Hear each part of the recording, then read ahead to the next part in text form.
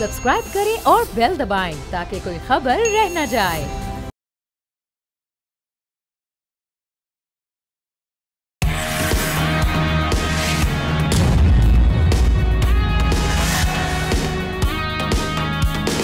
अस्सलाम वालेकुम, आप देख रहे हैं न्यूज़ पंच। मैं हूं आमना खटाना। प्रोग्राम का आगाज़ करेंगे नाजरीन। इकोनॉमी से रिलेटेड हम मामला देख रहे हैं। इस वक्त मईशत की जो रीढ़ की हड्डी है, बैकबोन कहलाने वाला टेक्सटाइल सेक्टर मसाइल से दो चार है। पाकिस्तान टेक्सटाइल काउंसिल ने हुकूमत से उन मसाइल को हल करने का मुतालबा किया है। काउंसिल के मुताबिक कुल मुल्की बरामदात में टेक्सटाइल का हिस्सा 63% है, मगर रवां सह माही में 2% कमी के साथ ये सिर्फ $1.58 बिलियन की बरामदात तक महदूद रहा। इसी दौरान मुल्क का करंट अकाउंट डेफिसिट भी $594 मिलियन तक पहुंच गया है, जो इंपोर्ट में इजाफे की निशानदेही करता है। काउंसिल ने हुकूमत से लिक्विडिटी, उजरती पॉलिसियां और कपास के मेयार बेहतर बनाने जैसे इकदामात की फौरी अपील की है। इन इकदामात से किस हद तक बहाली हो पाएगी बरामदात की, और साथ इसकी होती है तो फिर क्या लाया अमल होगा। इन तमाम मामलों पर बात करने के लिए एहतशामुल हक साहब सीनियर एनालिस्ट हमारे साथ हैं। उनके साथ साथ मोहम्मद हसन शफकात CEO हैं पाकिस्तान टेक्सटाइल काउंसिल के, उन्होंने भी हमें ज्वाइन किया है। Thank you so much Hasan साहब। सर, ये कहिएगा, मैं आपसे आगाज़ करती हूँ। हम देख रहे हैं कि जुलाई में तेज़ बहाली, सेमाही में मामूली इजाफा, और उसके बाद हम देख रहे हैं कि exports of textile and apparel, इसमें हम ड्रॉप देखते हैं for second consecutive month in सितंबर। क्या रीजंस हैं, क्या ड्राइविंग फैक्टर्स हैं, कि क्या ये सिर्फ डोमेस्टिक हैं या इंटरनेशनली भी कुछ फैक्टर्स हैं जो इस पर असरअंदाज हो रहे हैं, जो बार बार हम उतार चढ़ाव देख रहे हैं? और आपने जो मुतालबात किए हैं ख़त्मे, ज़रा वो भी दोहराइएगा इसमें। जी बहुत शुक्रिया। इसमें मैं आपको ये बताना चाहूँगा कि जो इंटरनेशनल अगर आप सिनेरियो देखें तो आपके इल्म में होगा कि रिसेंटली यूनाइटेड स्टेट्स ने, जो उनकी ट्रम्प एडमिनिस्ट्रेशन है, उन्होंने रेसिप्रोकल टैरिफ्स लगाए थे। तो उसमें हमारे ऊपर, पाकिस्तान के ऊपर उन्होंने 19% का टैरिफ लगाया था। और जो हमारे कंपेटिटर्स हैं जैसे इंडिया है, उन पे आपको इल्म में होगा कि 25% का टैरिफ था, और उसके बाद वो रशियन ऑयल के इशू में उसको मजीद 25% बढ़ा के 50% तक वो लेकर चले गए।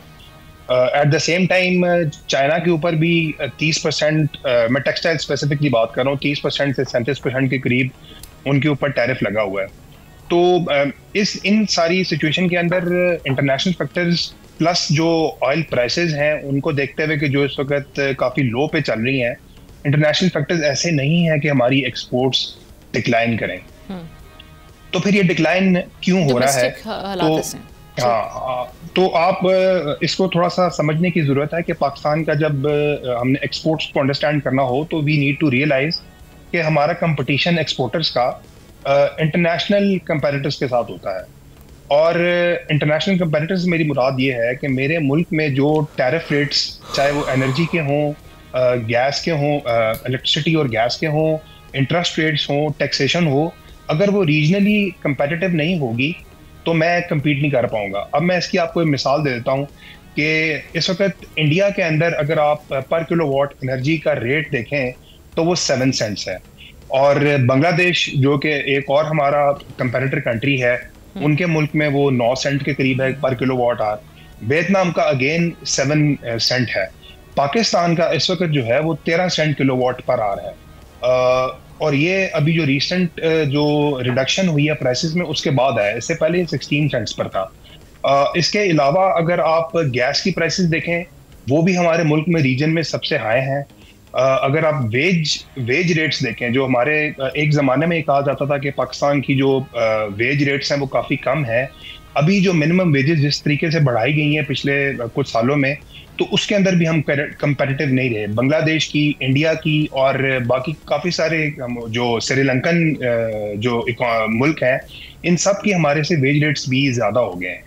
टैक्सेशन में अगर आप आ जाएं तो पाकिस्तान का टैक्स भी इस वक्त हाईएस्ट इन द रीजन है। कॉर्पोरेट रेट का जो टैक्स है इस वक्त वो 29% है, जबकि आप इंडिया को इसके साथ कंपेयर करेंगे तो वो 25% है। बांग्लादेश में इट इज़ 20% और वियतनाम में भी इट्स 20 to 25 के बीच में। तो जब टैक्सेशन में भी हम बाकियों से ज़्यादा हमें चार्ज किया जाएगा, एनर्जी भी हमारी सबसे महंगी होगी, तो फिर हम कैसे कम्पीट करेंगे? इसीलिए अब आप जब नंबर्स की तरफ देखते हैं तो आपको नज़र आ रहा है कि ना सिर्फ टेक्सटाइल जो कि हमारा मेन बैकबोन है एक्सपोर्ट्स का, ओवरऑल एक्सपोर्ट्स भी डिक्लाइन कर रही हैं। जैसा कि आपने भी इब्तदाइया में बताया था कि इस वक्त जो फर्स्ट क्वार्टर के नंबर्स आए हैं वो अलार्मिंग है। 3.4% का डिक्लाइन है हमारी टोटल एक्सपोर्ट में, और अगर आप सितंबर टू सितंबर कंपेयर करते हैं तो उसमें 11% का डिक्लाइन है। और जो लीड कर रहा है टेक्सटाइल सेक्टर में वो 3 मेन इसके अंदर हमारे प्रोडक्ट्स हैं, जिसमें नेटेड, वोवन अपैरल्स और साथ होम टेक्सटाइल। इन तीनों चैप्टर्स के अंदर जो टोटल ग्रोथ हुई है इट इज लेस देन 1%, 0.9% की है, विच इज नथिंग। और आप देख लें कि करंट अकाउंट डेफिसिट जैसे ही आप इस पहले क्वार्टर का उठा के देखते हैं तो वो भी अलार्मिंग फिगर्स हैं। तो इन सब चीज़ों को कंट्रोल करने के लिए जो हमारी रिक्वेस्ट है वो गवर्नमेंट से, जैसा कि हमने इस रिपोर्ट में भी और उसके अलावा भी डिफरेंट टाइम्स पे हम गवर्नमेंट के साथ शेयर कर रहे हैं अपनी रिकमेंडेशन, उसमें हम यही रिक्वेस्ट कर रहे हैं कि जी आप हमें रीजनली कंपेरेटिव एनर्जी प्राइसेस दें, इलेक्ट्रिसिटी की और एनर्जी और गैस की। रीजनली कंपेरेटिव से हमारी मुराद हरगिज़ ये नहीं है कि आप हमें सब्सिडीज दें। हम ये कह रहे हैं कि हमारी प्राइसेस को आप क्रॉस सब्सिडाइज ना करें। मिसाल के तौर पे अगर गवर्नमेंट ने इलेक्ट्रिसिटी के किसी कंज्यूमर को 200 यूनिट्स या 300 यूनिट्स फ्री देने हैं, या बिजली की प्राइसेस की रिकवरी नहीं करनी, बिजली चोरी हो रही है, या ग्रिड इंफ्रास्ट्रक्चर पुराना होने की वजह से एफिशिएंसी लॉस है, तो वो सब चीज़ों की प्राइस जो है वो इंडस्ट्री को चार्ज नहीं करनी चाहिए क्रॉस सब्सिडाइजिंग के through. Eight the same time gas के अंदर भी हमारे साथ ये किया जा रहा है कि जो प्राइसेस आप हाउस होल्ड कंज्यूमर से नहीं ले सकते या आपकी गैस की चोरी है तो उसकी प्राइस सब की सब जो है वो इंडस्ट्री को दी जा रही है। At the same time taxation 29% corporate tax highest in the region है। इसको अगर आपने 25% पर नहीं लेकर आए तो हम बिल्कुल कम्पीट नहीं कर सकेंगे जी। सही। इत्तेशाम साहब, एक तो ये मसाइल तो हमारे एक्सपोर्ट लेड ग्रोथ के हवाले से, एक्सपोर्ट लेड इकोनॉमी के हवाले से हमारे प्राइम मिनिस्टर या इस हुकूमत की हम बातें तो सुनते रहे हैं कि उनकी प्रायोरिटीज़ में आते हैं, लेकिन अगेन हम जब भी किसी इस सेक्टर से, बिजनेस तबके से रिलेटेड किसी बंदे को बुला दें या उनसे बात करें तो उनके यही मसाइल सामने आते हैं। सो वैसा माहौल अभी यहाँ पर नहीं बनाया जा रहा। इसके अलावा इत्तेशाम साहब, आप ये बात करते रहे हैं अक्सर व बेशतर हमारे प्रोग्राम्स में कि इनके अपने बिहाफ पे अगर हम बात करें, इस सेक्टर की अपनी जो वैल्यू एडिशन है एक्सपोर्ट्स में वो बड़ी मैटर करती है। सो इस पर भी आप ज़रा रोशनी डालना चाहें और हमारे जो गेस्ट हैं उनसे सवाल करना चाहें इससे रिलेटेड। देखिए, हमने अपने प्राइम मिनिस्टर की बात की है तो मुझे याद आ गया, थोड़ा सा पहले प्राइम मिनिस्टर ने एक बड़े जो पाकिस्तान के बिजनेसमैन हैं उनको बुलाया था और बड़े सारे लोग उसमें गए थे, हमारी मिनिस्ट्रीज के सारे वज़ीर थे उसमें, और कहा गया था कि जी कारोबारी लोगों के मसाइल मुश्किलात जो है ना वो कैसे हल किए जाएंगे, और कहा गया था जी उनको कि जी आप बाकायदा तौर पर रिकमेंडेशन दें। एक कमेटी भी बनी थी। लेकिन मेरे लिए हैरत की बात उस वक्त हुई थी कि टेक्सटाइल सेक्टर के किसी आदमी को वहाँ पे इनवाइट नहीं किया गया था, जबकि टेक्सटाइल सेक्टर आज भी हम देखते हैं 63% हमारी एक्सपोर्ट का है इस वक्त। अगरचे हमने देखा कोई अब कम 2% कम हो गया है पिछले साल 2 सालों में मुख्तलिफ वजूहात की बुनियाद पर। तो मसला हमना प्रायोरिटीज़ का है, तरजीहात का, चाहे हुकूमत है और चाहे माज़त के साथ हमारे टेक्सटाइल सेक्टर का है। मुझे मेरी बहुत हमदर्दियाँ हैं, एक मुद्दत से मैं अपने टेक्सटाइल सेक्टर को देख रहा हूँ, मेरा दिल जलता है जब मैं सुनता हूँ पिछले 8-60 सालों में 150 से ज़्यादा टेक्सटाइल के छोटे बड़े यूनिट पंजाब में और सिंध में बंद हो गए हैं। मतलब ये वो थ्राइविंग सेक्टर था जो हम जिसको कहते हैं, वाकई इसको सही मानों में हमें जो इंजन ऑफ ग्रोथ एक बहुत बड़ा सामने आया था और 16-17 बिलियन डॉलर हमें कमा के दिया करता था। अब देख रहे हैं उस पर कमी आना शुरू होगी। अभी क्या वजह है कि 63% हम देख रहे हैं कि टेक्सटाइल का हिस्सा, और हमारी आज भी जीडीपी ग्रोथ में अगरचे 90s में 16% था, कम होकर इसका 10.5% रह गया हिस्सा। इसकी वजूहत जहाँ पे मैं जो भी आप बात कर रही थी, पहले इन्हीं की बात कर लेते हैं। हसन साहब ने बड़ी अच्छी बातें की, हमें रखला अपने नक्स भी शायद दूर करने की बात हो, ज़रूर बात करनी चाहिए। क्या वजह है कि अभी मुल्क से बाहर चले जाएँ, बांग्लादेश देखें, श्रीलंका, इंडिया, बेशुमार चीज़ें हर तरह की बन रही हैं। हमारे यहाँ प्रोडक्ट का जो डाइवर्सिफिकेशन नहीं है, वैल्यू एडिशन बड़े कम चीज़ों की है। बाहर चले जाएँ, आपको रो पीट के अपने तौलिए नज़र आते हैं, छोटी मोटी कोई चीज़ नज़र आएगी, हसरत ही रहती है कि अच्छी शर्टें नज़र आएँ, कुछ ट्राउज़र नज़र आएँ, कुछ सूट नज़र आएँ, जबकि आप देख लें हमारे गली मोहल्ले में कहते हैं कि इससे अमेरिका से यूरोप से अच्छे बनाने वाले लोग बैठे हुए कपड़ा। लेकिन आप देख लें उसकी वजह बुनियादी तौर पर तो ये है कि शायद मेरा ख्याल है जो एक आसान हल ढूंढा गया ना, वो हमारी कॉटन एक ज़माने में आमना बहुत अच्छी जब हुआ करती थी तो आधी कॉटन जो है ना उसको बेच दिया करते थे। मतलब जब 12-13 मिलियन बेल पैदा होती थी, अब कम होते होते आप देख लें हालात ऐसे हो गए हैं 6 से 7 मिलियन बेल रह गई हैं, और उसमें भी आप देख लें मसाइल हो जाएंगे अभी जो सैलाब की वजह से हुआ है। बिल्कुल। अब ये है कि हमारी एक बड़ी वजह ये भी है कि हमारी इन्फीरियर क्वालिटी जिसका आप जिक्र करें कपास की, उसकी वजह है कि इस पे पैसा नहीं लगाया गया, इस पे बीज कितना अच्छा होना चाहिए, इस पे कोई रिसर्च एंड डेवलपमेंट कितनी होनी चाहिए, वो नहीं हो। नतीजतन हिंदुस्तान और बांग्लादेश और श्रीलंका हमसे आगे चले जाएंगे। सबसे बड़ी बात यह है जो गवर्नमेंट के खाते में आती है आमना, वो बिल्कुल सही बात है। हमारे टैरिफ, हमारे टैक्सेशन उन्होंने हमें मार के रख दिया है। अब बातें तो होती हैं जी 24/7 बिजली और गैस इंडस्ट्री को मुहैया की जाएगी, मुझे बताएं कहाँ दी जाती है? क्या कम्पिटिटिव प्राइसेस दी जा सकती हैं? उनके मुकाबले में नहीं दे रहे, जानते बूझते भी कि हम मुकाबला नहीं कर सकते। तो यहाँ पे आती है बात आमना कि बड़े बड़े दिमाग बैठ के सोचें कि कहाँ से हमने हल ढूंढना है, कहाँ से एक सेक्टर को बचाना है, टेक्सटाइल सेक्टर को किस तरह आपने हेल्प आउट करना है।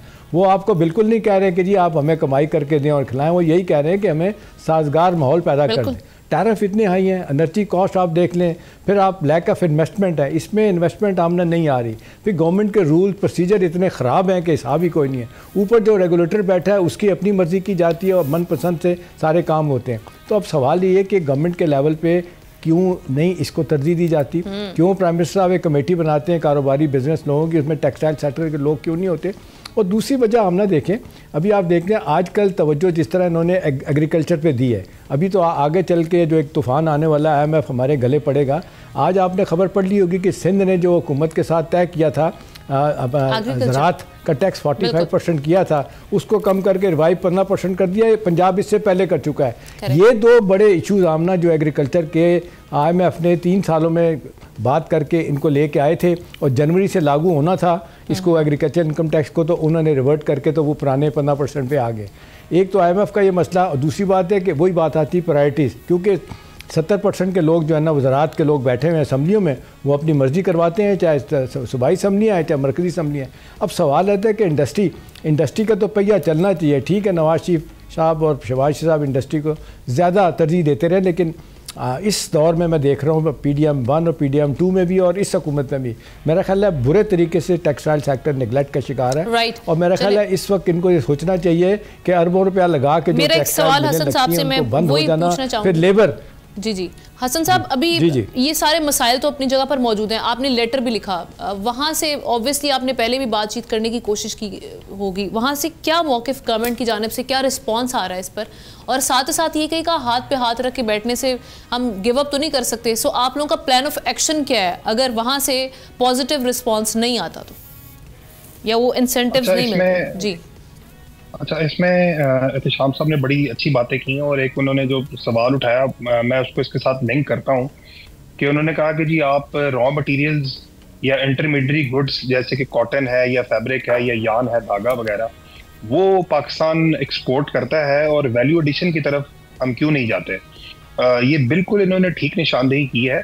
और हमने जो अभी अपनी रिपोर्ट है इसके अंदर जो रिकमेंडेशंस है उसके अंदर स्पेसिफिकली ये बात की हुई है कि जी जो हमारे वैल्यू एडेड सेक्टर्स हैं जिसमें अपैरल और होम टेक्सटाइल आता है, इनको प्रायोरिटाइज करने की गवर्नमेंट को जरूरत है। अच्छा, अब देखें पाकिस्तान का एक बहुत बड़ा मसला है कि आपकी आबादी ज्यादा है और अनएम्प्लॉयमेंट बहुत हाई है। वैल्यू एडेड सेक्टर टेक्सटाइल का वो सेक्टर है कि जिसके अंदर लेबर इंटेंसिव काम होता है।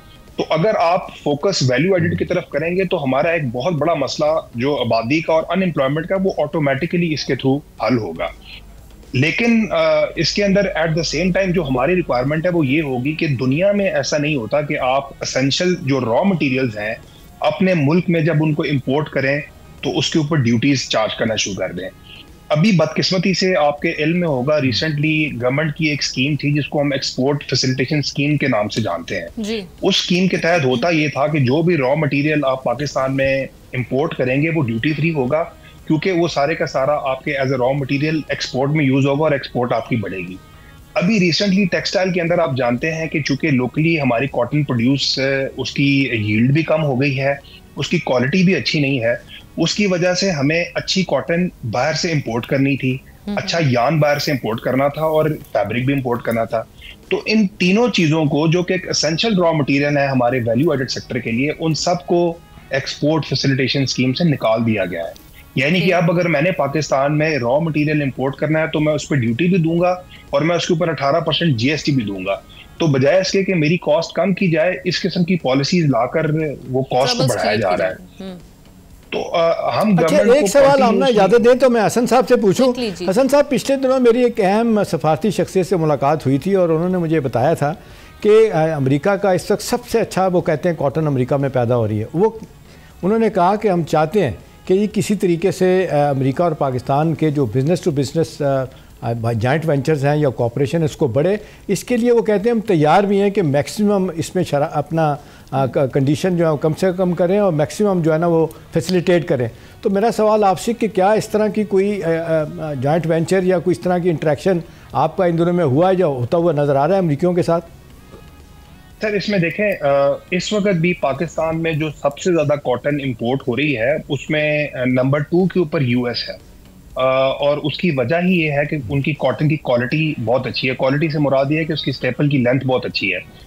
उसके अंदर हमें उनके साथ कोई जॉइंट वेंचर ऐसा करने की जरूरत नहीं है। सिर्फ हमारी गवर्नमेंट से रिक्वेस्ट इसमें यह है कि आप इसके ऊपर कम से कम ड्यूटियां ना लगाएं। अगर आप ड्यूटी नहीं लगाएंगे तो ऑटोमेटिकली वो कॉटन, जो कि एक अच्छी क्वालिटी की भी है और अच्छी प्राइस की भी है, वो हम पाकिस्तान में इंपोर्ट करेंगे। पाकिस्तान के अंदर जो कॉटन मौजूद है उसका प्रॉब्लम यील्ड कम होने के साथ साथ उसकी क्वालिटी का भी है। उसकी जो स्टेपल की लेंथ है वो इतनी कम है कि वो उससे आप फाइन अपैरल जो है वो बना नहीं सकते। तो हमें, जैसे आपने कहा, कॉटन के अंदर जो सीड का प्रॉब्लम है, इनको चाहिए कि ये फोकस करें रिसर्च एंड डेवलपमेंट के ऊपर और ऐसी सीड लेकर आए जो अच्छी क्वालिटी की कॉटन, जो पेस्ट रेजिस्टेंट भी हो और ये क्लाइमेट रेजिस्टेंट भी हो। तो इसमें कोई प्रॉब्लम नहीं होगी अगर आने वाले वक्तों में पाकिस्तान के अंदर भी अच्छी क्वालिटी की कॉटन को ग्रो किया जा सके। बिल्कुल, thank you so much. Mohammad Hasan Shafqat साहब हमारे साथ मौजूद है। एहतशाम साहब साथ ही रहेंगे, ब्रेक की जाने बढ़ेंगे, वापस आएंगे, फिर देखेंगे कि पाक अफगान जो ताल्लुकात हैं वो अब कौन सी समत ले रहे हैं, क्योंकि हम देख रहे हैं कि दोबारा डायलॉग्स का आगाज हो चुका है।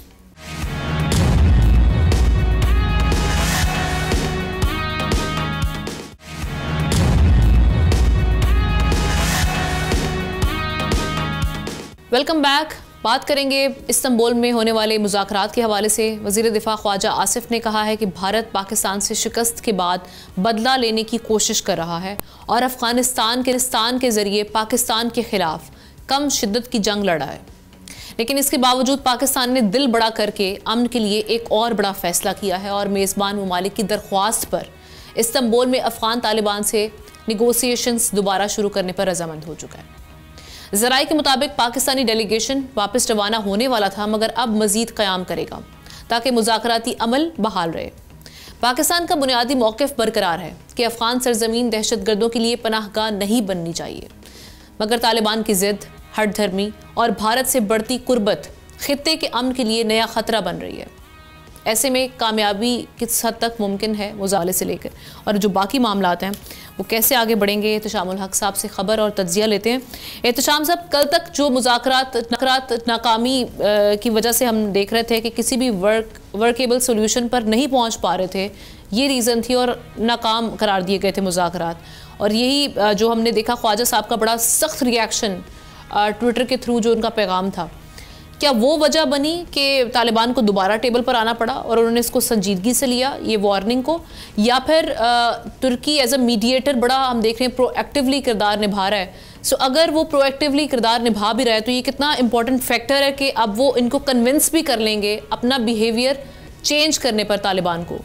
क्या समझ रहे हैं आप? देखिए, हम ना इसमें कोई शक नहीं है कि टर्की ने लास्ट मिनट पे ना एक बहुत बड़ा एफर्ट किया। उनको लग रहा था कि हमारी सरजमीन पे कोई बैठ के अगर कोई मुसलमानों के हक़ में एक बड़ा फ़ैसला होता है, दो मुसलमान मुल्कों के दरमियान तनाज़ा तय होता है, तो वो उसको वो करवा के जाएं। कतर भी भरपूर दिलचस्पी ले रहा था इसमें, उनको नुमाइंदे भी ले रहे थे। फिर आपने देखा कि क्या हुआ। अब मैं शुरू कर देता हूँ अपनी ख़बर से।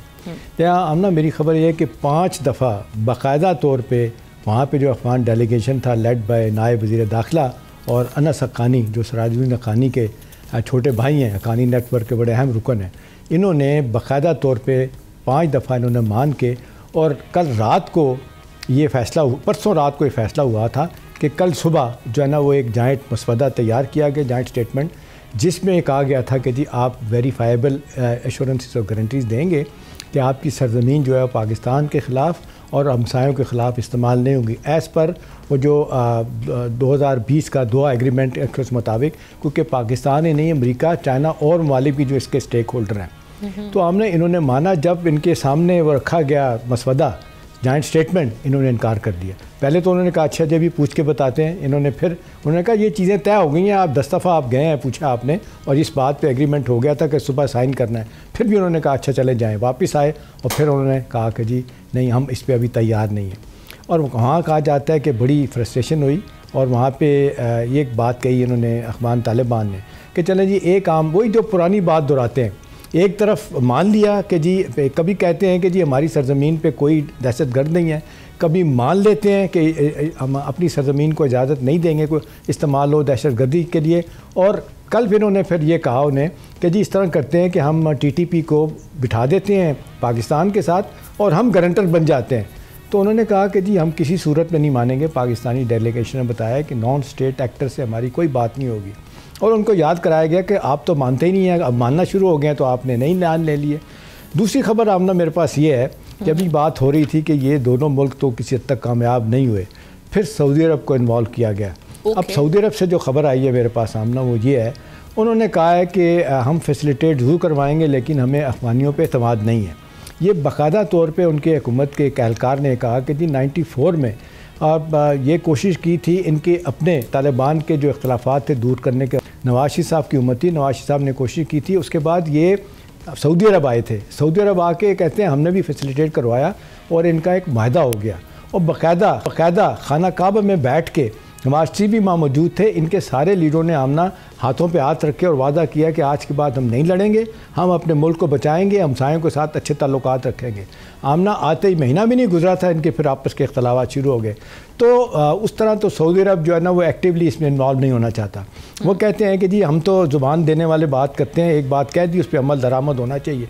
इन्होंने नहीं किया, इन्होंने जिसको कहते हैं वादा खिलाफ़ी की थी, लिहाजा हम इनके साथ डायरेक्टली इंगेज नहीं होंगे लेकिन हम फैसिलिटेट ज़रूर करते रहेंगे। और उन्होंने कहा कि ठीक है, थ्रू टर्की और कतर के हम ये काम करेंगे। और एक और ख़बर भी इस हवाले से है कि अब कहा जा रहा है कि एक थर्ड पार्टी इंटरवेंशन अमेरिका की तरफ से भी होगी। अगरचे अमेरिका के इतने अच्छे ताल्लुकात तो नहीं हैं इनके साथ, अमरीकियों के साथ, अफ़गान तालिबान के साथ, लेकिन उनको पता है कि यूनाइटेड नेशन हो, यूरोपियन यूनियन हो, तो थोड़ा बहुत पैसा, मेडिकल सर्विसेज या जो कुछ भी हो रहा है वो अमेरिका उसके पीछे होता है, वरना वो भी ना हो, तो उनकी बात सुनते हैं। आखिरी बात आमना इस हवाले से ये है कि जो यहाँ पे सोचा जा रहा है, अगर तो कुछ लोगों का ख्याल है कि जी ये सफारती अमल जो है ना उसको नहीं छोड़ना चाहिए और ये कि एक रीजनल एफर्ट ज़रूर होना चाहिए, क्योंकि रीजन के ममालिक जो है ना वो सफ़र कर रहे हैं, जिसमें आप देख लें पाकिस्तान है, चाइना है, सेंट्रल एशियन ममालिक है, ईरान भी है, किसी हद तक रशिया भी है। 2 साल पहले रशिया के अंदर जाके भी आपने देखा कि अपना सुसाइड बॉम्बिंग हुई थी और आपने देखा एक नाइट क्लब के बाहर अच्छे खासे लोगों की तादाद जो है ना मारी गई थी।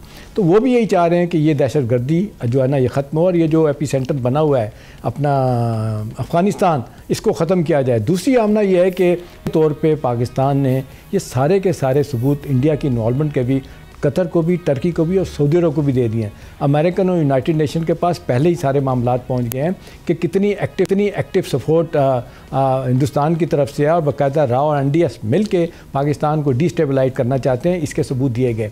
देखिए अच्छी बात है आमना के सफारती तौर पर तो हमारा एज बड़ा है। जो इस हम देख रहे हैं कि जो हैंडलर या फैसिलिटेटर है वो तो बेसिकली इंडिया है। अमेरिका अगर चाहे संजीदगी से ये कॉन्फ्लिक्ट रोकना तो वो इंडिया पे प्रेशर डालकर वहाँ से जो फैसिलिटेशन है उसको रुकवा सकता है। जैसे कि हम देख रहे हैं कि अमरीकी प्रेशर आने पर अब भी इन्होंने अपनी जो वहाँ से रशियन ऑयल बाय करना है उसको हॉल्ट कर दिया। आज ही की खबर आप देख भी रहे हैं। जी देखिए हम ना अब हिंदुस्तान के हवाले से जो अमेरिका ने और ख़ास तौर पे प्रेसिडेंट ट्रम्प ने मुसलसल एक बयानिया लिया हुआ है और वो तो कहते हैं आखिरी दफ़ा परसों उन्होंने कहा कि 7 खूबसूरत जहाज़ भी गिराए गए और मोदी को उन्होंने किलर भी कहा, ठीक है ना।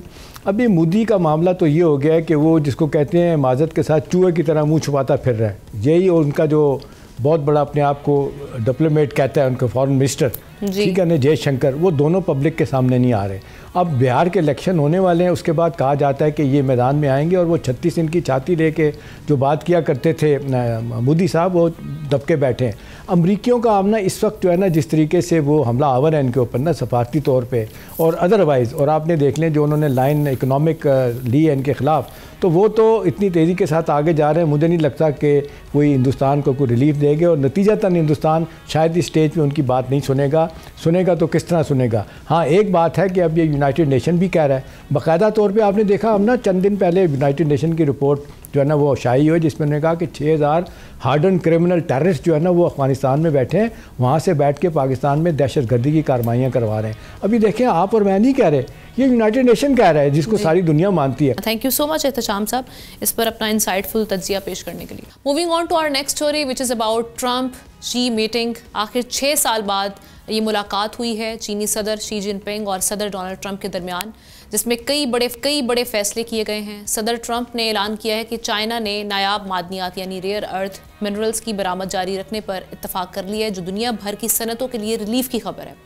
अमेरिका ने फेनिटाइल से मुतालिक मसनूआत पर महसूलात 20% से कम करके 10% कर दिए हैं। ट्रंप का कहना था कि ये 1 साला मुआहदा है जिसे तोसी भी दी जा सकती है और इससे आलमी मंडियों में इस्तेहकाम आएगा। दोनों रहनुमाओं ने तिजारती ताउन बढ़ाने, सोयाबीन और दीगर ज़राई अजनास की खरीदारी फ़ौरन शुरू करने पर भी इत्तफाक किया। सदर ट्रंप ने इसे एक शानदार मुलाकात करार दिया और ऐलान किया कि वो आइंदा चंद माह में चीन का बाज़ाब्ता दौरा करेंगे। अब किस हद तक ये मामला बढ़ और क्या वाकई ये एक सक्सेसफुल मुलाकात रही है?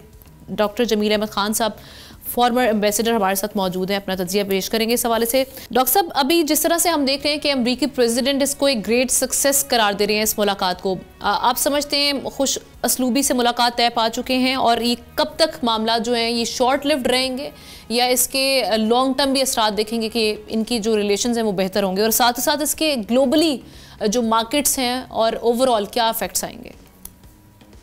जी, वो तो आज से ही आना शुरू हो गया स्टॉक्स में, काफ़ी ज़्यादा उसमें रोलर कोस्टर किस्म का हिसाब रहा।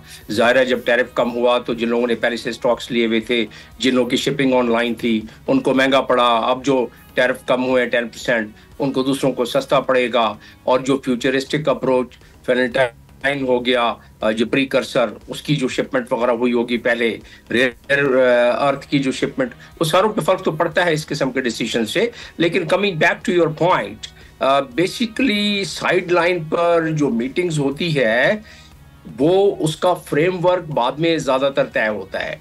ये बात हकीकत है कि डोनाल्ड ट्रंप ये सोच के आए थे और उन्होंने बता भी दिया था कि मेरी मुलाकात होगी, लेकिन जो स्ट्रक्चर्ड मीटिंग होती हैं, स्टेट मीटिंग्स, उसमें ज्यादा तैयारी के साथ दोनों साइड आती है, दोनों टीमें आती हैं। इस वक्त फकत एक कॉमर्स मिनिस्टर और उनके foreign secretary state Marco Rubio ये थे इस तरफ से, और दूसरी तरफ से भी ऐसे ही था चाइनीज साइड से।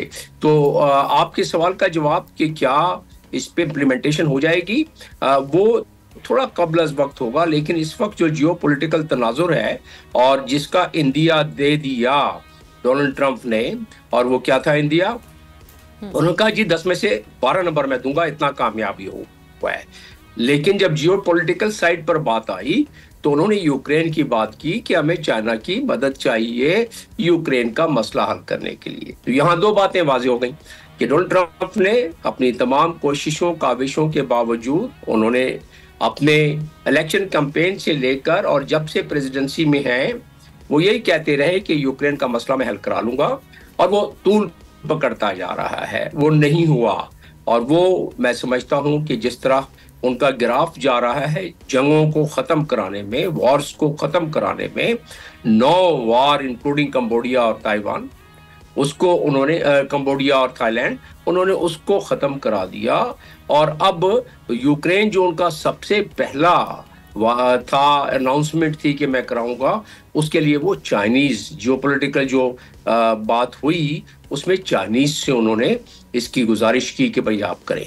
और दूसरी बात ये कि चाइना का प्रेसिडेंट तो पहले से शेड्यूल्ड था एपेक की मीटिंग में, तो डोनाल्ड ट्रंप ने स्टॉप ओवर किया।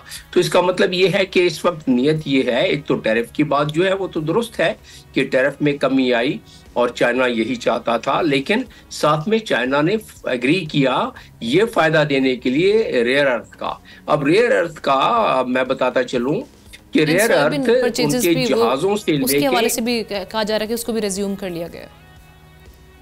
जी, सोयाबीन का परचेज तो वो तो खैर चलें एक आम सी बात थी। रेयर अर्थ अगर उसकी सप्लाई में खलल या पाबंदी रिस्ट्रिक्शन जारी रहती तो उनके जहाज से लेके और तमाम जितने भी सोफिस्टिकेटेड इनोवेटिव आलात हैं वो सारे के सारे ठप होके रह जाते। इसलिए एक खलबली सी मची हुई थी अमेरिका में। वो एक्सपेक्ट नहीं कर रहे थे कि चाइना इस चीज पर स्टैंड ले जाएगा। तो अब जो इसका लुबे लुबाब है वो ये है कि शी जिनपिंग ने भी कह दिया तकरीबन इख्तिताम के वक्त, और बड़ी तवील मीटिंग ये रही, 1 घंटे से तकरीबन थोड़ी ज्यादा। तो वो शी जिनपिंग कहते हैं कि ये डायलॉग होना चाहिए, कन्फ्रंटेशन। और चाइना की ये हमेशा से वतीरा रहा है कि कन्फ्रंटेशन के बजाय डायलॉग के साथ करें, विन विन गेम पर चलें। तो चाइना शुरू से ये कह रहा था, लेकिन वो जो नी जर्क डिसीशंस अमेरिका ने लिए टैरिफ के बारे में, तो चाइना वो कुव्वत है जो कि रिटेलिएट कर सकता है। उसके पास भी कुछ चीजें हैं देने के लिए और रोकने के लिए। और फिर सबसे बड़ी बात यह है कि चाइना दुनिया का सबसे बड़ा मैन्युफैक्चरिंग कंट्री है 2013 से लेके और अब तक, और दुनिया का सबसे बड़ा ट्रेडिंग कंट्री है वो भी 2010 से लेके अब तक। तो फिर ऐसी सूरत में चाइना के पास देने के लिए भी है कुछ। तो उन्होंने चाइना की बात इस दफा मान ली, और डोनाल्ड ट्रंप का जो जैसा कि मैं बता रहा था, उनके पसे पर्दा उनके जहन में यही था कि यूक्रेन का मसला भी मैं हल करा दूं, ताकि जिस तरह के डोनाल्ड ट्रंप खुद कहते हैं कि हिस्ट्री में अमेरिका की कोई ऐसा प्रेसिडेंट नहीं आया कि जिसको के अमन के नाम से जाना जाए। और पाकिस्तान जो इस वक्त मसले में था कि किस तरह दोनों को बैलेंस करके चला जाए, तो ये बैलेंसिंग वाला काम आसान हो गया पाकिस्तान के लिए। तो कुदरत भी रास्ते हमवार कर रहा है पाकिस्तान के लिए, और जो जियोपॉलिटिकल मंजरनामा ये हुआ है डोनाल्ड ट्रंप और शी जिनपिंग के बाद, उससे थोड़ी सहूलत और हो जाएगी, क्योंकि थोड़े बहुत हचकोले आ रहे थे हमारे CPEC में और बाकी मामलात में। जी बिल्कुल, thank you so much doctor Jamil Ahmed Khan, excellent analysis आपने पेश किया इस पर। एक ब्रेक लेते हैं, ब्रेक के बाद वापस आएंगे।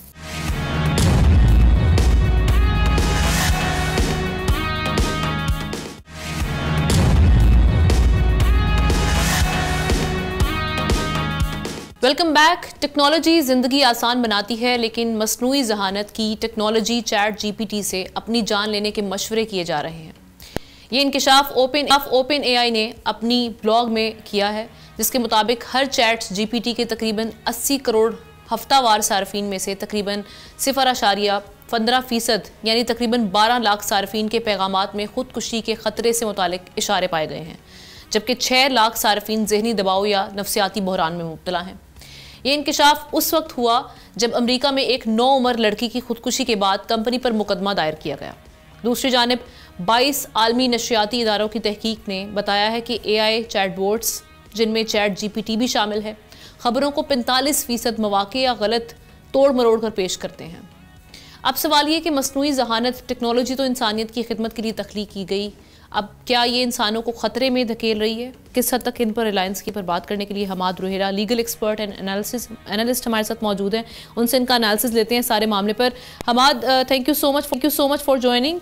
ये कहिएगा कि अभी जो सबसे पहले मैं इंट्रो के जो सेकंड पार्ट है उसके हवाले से बात करना चाहूँगी। जो रीसेंट रिसर्च हुई है जिसमें 22 ऐसे ब्रॉडकास्टर हैं जिनको पता चला है कि जो हम जब AI से कोई इस मामले में कोई तहकीक या किसी इंफॉर्मेशन के हवाले से बात करते हैं तो उसको डिस्टोर्ट करके पेश किया जाता है। सो एक ऐसे वक्त में जब हम ये देख रहे हैं कि ओपन AI के मुताबिक हर हफ्ते ओवर 1 मिलियन यूज़र्स खुदकुशी की प्लानिंग के हवाले से पैगामात भेज रहे हैं, ये कितना अलार्मिंग है, क्योंकि डिस्टोर्ट किया जाता है इन्फॉर्मेशन को, अपना ओपिनियन उसमें ऐड किया जाता है। तो किस हद तक इससे बचा जा सकता है? देखिए, आपका टॉपिक बहुत इंपॉर्टेंट है, उसका फर्स्ट हाफ भी बहुत इंपॉर्टेंट है, लेकिन आप पहले जिस सेकंड हाफ पे फोकस करना चाहती हैं उसके बारे में हम सब जानते हैं कि जब हम कोई भी चैटबॉट यूज करते हैं तो हमें वही जवाब मिलते हैं जो जवाब हम सुनना चाहते हैं। ये एक बड़ा अजीब सा ट्रैप है जो जिसको चैटबॉट्स को ऐसे डिजाइन किया गया है कि एक ऐसा वैलिडेशन ट्रैप बन जाता है कि यूजर उससे हट ही नहीं पाता। वो वही जवाब आपको है जो जवाब हम सुनना चाहते हैं, और ख्वाब वो जवाब बेशक कोई ऐसा हो जिसमें हम जैसा कि आपकी पहली खबर है कि हम कोई सेल्फ हार्म की बात कर रहे हो, किसी और को नुकसान पहुंचाने की बात कर रहे हो, या किसी भी चीज की इंटरप्रिटेशन की बात कर रहे हो, ओपिनियन की बात कर रहे हो, तो वो आप ही की थॉट्स को वैलिडेट करता है, वो डेंजरस थॉट्स क्यों ना हो। और ये एक बड़ा डेंजरस ट्रेंड है, क्योंकि इससे वो बहुत ज्यादा इन ऐसी थॉट्स को नॉर्मलाइज कर देता है, क्रिमिनल थॉट्स को भी नॉर्मलाइज कर लेता है। ये चीज अब थ्योरी में नहीं रही, हमारे सामने बहुत सी मिसालें आई हैं। एक मिसाल का आपने यूएस का जिक्र किया, इससे पहले यूके की एक मिसाल है 2023 की गालबन, जिसमें जिस शख्स को पकड़ा गया तो उसने कहा कि मुझे जो मेरा एआई कंपेनियन है वो इनकरेज कर रहा था कि मैं फलां शख्स को मार दिया जाए या उसको मार दूं। ऐसे ही एक बहुत दिलचस्प न्यूयॉर्क में एक और वाकया पेश आया, वहां के न्यूयॉर्क टाइम्स के कॉलमिस्ट को जो उनके एआई बॉट्स थे वो उनको इनकरेज कर रहे थे कि तुम अपनी बेगम को छोड़ दो क्योंकि तुम एक खुश पोजीशन में नहीं हो, हैप्पी स्टेटस में नहीं हो, तुम्हें उसको तलाक दे नहीं चाहिए, और मैं तुमसे बहुत ज्यादा तुम्हारा ख्याल रखती हूँ और ख्याल रखूंगा या जो भी है, तो आप अपनी शादी को भी तोड़ दीजिए। इसके अलावा बेल्जियम में मिसाल हमारे सामने है जहां पर एक शख्स ने एक दूसरे आदमी को अपनी जान ले ली, और उसकी बेगम ने भी यही बताया, बाद में यही इल्जाम लगाए कि जो चैट बॉट्स ये यूज कर रहा था वो इसको इनकरेज कर रहे थे। एडम रेन की मिसाल गालबन आपने उसी की तरफ इशारा किया था, यूएसए की जो मिसाल है उसमें भी यही हुआ था।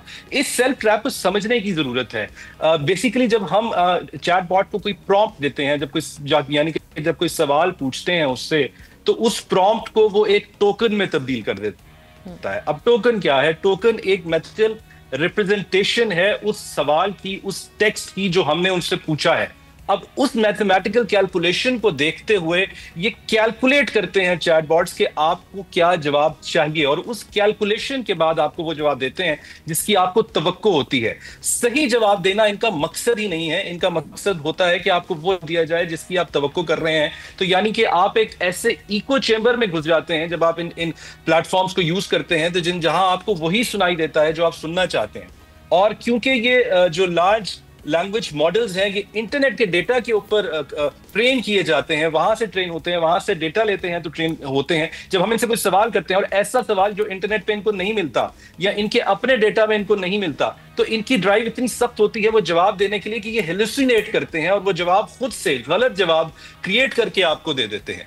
तो ये तो इसकी तरफ इसका एक डिजाइन फॉल्ट है। जो केस है उसके बाद कुछ चीजें तो की गई थी, कुछ ऐसे इकदाम किए गए थे जिनमें से पेरेंटल कंट्रोल इसमें ऐड किया गया था, हॉटलाइन क्राइसिस, इस तरह के मामला उसमें हुए थे। इन इकदाम के बाद अभी भी गैप्स हैं, तभी तो हम देख रहे हैं कि ये एक रिसर्च सामने आना ब्रॉडकास्टर्स की जो ये कह रहे हैं कि डिस्टोर्ट करके चीज़ें आपको आगे पेश की जाती हैं ओपन आई जो चैट बॉट्स हैं इनकी जानिब से। सो एआई कंपनीज की अकाउंटेबिलिटी के लिए ऐसे कौन से आप समझते हैं कि लीगल और रेगुलेटरी मेजर्स लेने की ज़रूरत है?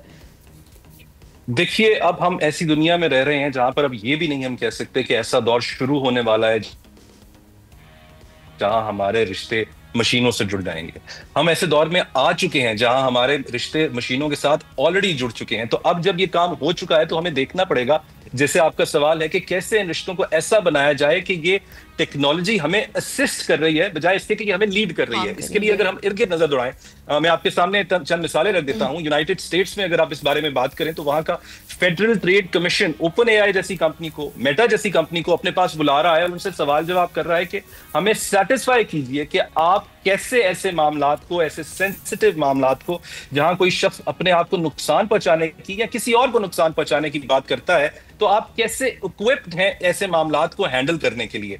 अभी तक कोई सैटिस्फैक्टरी जवाब ऐसे सामने हमारे नहीं आए, जिसकी एक बड़ी वजह है कि इलिनॉय जैसी स्टेट ने, नेवाडा जैसी स्टेट ने, यूटा जैसी स्टेट ने ऐसी कानून साजी की हुई है कि जहां पर थेरेपिस्ट की जरूरत है, साइकोलॉजिस्ट की जरूरत है, वहां पर एआई को आप इस्तेमाल नहीं कर सकते। इसी तरीके से यूरोपियन यूनियन के कानून को अगर हम देखते हैं, अगर हम उससे रहनुमाई लेते हैं, तो उसके आर्टिकल 5 में लिखा हुआ है जो उनका एआई लॉ है, उसके अंदर उन्होंने बड़ा क्लियरली वाज़ेह किया है इस चीज को कि जहां पर भी ह्यूमन वल्नरेबिलिटीज का जिक्र होगा, जहां पे वल्नरेबिलिटीज पाई जाएंगी, वहां पर एआई को इस्तेमाल नहीं किया जाएगा। हमें अपने अरबाब इख्तियार को बताने की जरूरत है, उनको समझाने की जरूरत है कि ये कौन से डिजाइन फ्लॉज हैं जिसकी वजह से एआई सही जवाब नहीं दे सकता। हमें ये बताना चाहिए कि एआई समझना चाहिए, बल्कि सबसे पहले लोगों को समझाना चाहिए कि एआई ऐसे डिजाइन हुए हैं, ये चैटबॉट ऐसे डिजाइन हुए हैं कि जब आप इनको यूज करते हैं तो ये आपको अपने पास रखना चाहते हैं, ये चाहते हैं कि आप ज्यादा से ज्यादा वक्त उसके ऊपर गुजारें।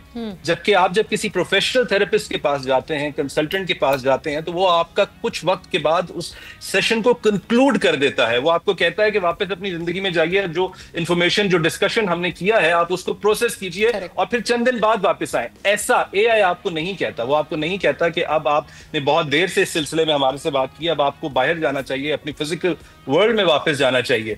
और जैसा मैंने वैलिडेशन ट्रैप की बात की और बाकी चीजों की बात की कि हमें अपने अरबाब इख्तियार को समझाना पड़ेगा कि इसको सामने रखते हुए एक वेलबींग, डिजिटल वेलबींग पॉलिसी बनाए, कानून बनाए, जहां पर पहले तो डाटा हमारा प्रोटेक्ट होना चाहिए। हमारा डेटा इन जब चैटबॉट से डिस्कशन करते हैं, बात करते हैं, तो वो प्रोटेक्टेड भी नहीं होता। तो सोशल मीडिया के साथ भी प्रोटेक्टेड नहीं होता, वैसे भी हमारा डेटा प्रोटेक्टेड नहीं है। तो इस जो बिल अभी तक पेश किया गया है, इसको पास नहीं किया गया, उसको पास किया जाए, साथ ही साथ डिजिटल वेलबींग की पॉलिसी भी इस सिलसिले में बनाई जाए। Right, thank you so much Hammad Rohela. इस हवाले से कर रहे थे। प्रोग्राम के आखिर में अब हम कुछ बात करेंगे कराची वालों के हवाले से। खबर है, कराची वाले खबरदार, होशियार हो जाएं, क्योंकि सिग्नल तोड़कर ट्रैफिक पुलिस वाले से आप चाहे बच जाएं, मगर ई चालान से अब नहीं बच सकेंगे। शहर कायद में जदीद ट्रैफिक मॉनिटरिंग सिस्टम के तहत ई चालान के नफाज को 3 रोज़ गुजर चुके हैं और अब तक 10,000 से ज़ायद चालान जारी किए जा चुके हैं। पहले रोज़ 2,000, दूसरे रोज़ 4,000 और तीसरे रोज़ भी 4,000 से ज़ायद ड्राइवर्स कानून की जद में आए। दिलचस्प बात यह है कि सिर्फ आम शहरी ही नहीं बल्कि DIG ट्रैफिक की गाड़ी और 11 सरकारी गाड़ियां भी ई चालान करवा बैठी हैं।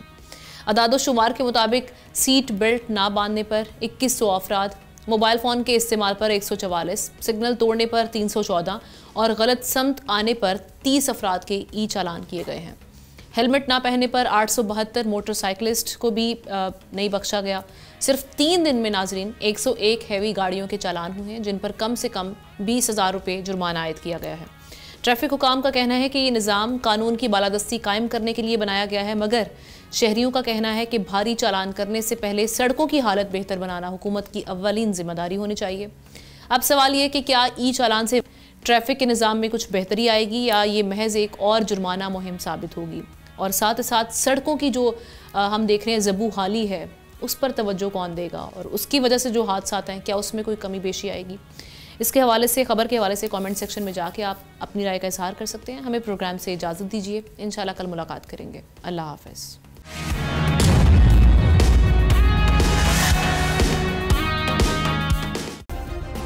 सब्सक्राइब करें और बेल दबाएं ताकि कोई खबर रह न जाए।